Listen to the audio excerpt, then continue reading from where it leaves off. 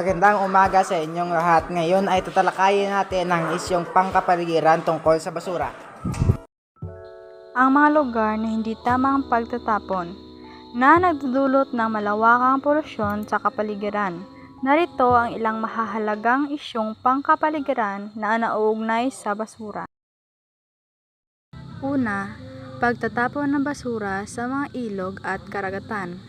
Ang hindi tamang pagtatapon ng basura sa mga ilog at karagatan ay nagdudulot ng polusyon sa tubig at panganib sa mga ekosistem sa tubig. Ito ay nagdudulot ng pagkakamatay ng mga isda at iba pang mga hayop na nakasasama sa mga tao na umaasa sa mga ito para sa kanilang kabuhayan. Ikalawa, pagdami ng plastic sa paligid. Ang paggamit ng single-use plastics tulad ng plastic bags at plastic bottles ay nagdudulot ng malaking problema sa kapaligiran.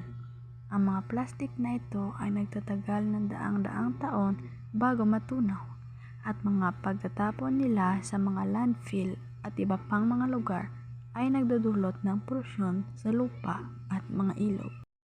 Ikatatlo, pagkakalat ng basura sa mga pampublikong lugar.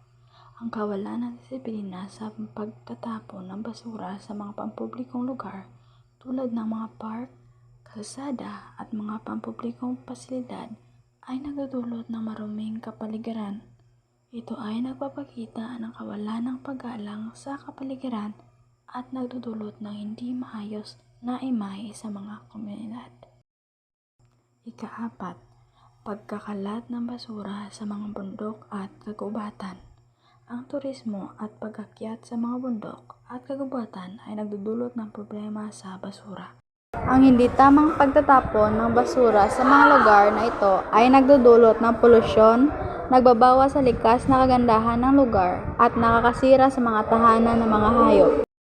Ang mga isyong ito ay nagpapakita ng pangangailangan para sa tamang pamamahala ng basura, ang paggamit ng mga alternatibong materyales, ang recycling at pag-reuse, at ang edukasyon sa mamamayan tungkol sa tamang pagtatapon ng basura, ang kooperasyon ng mga individual.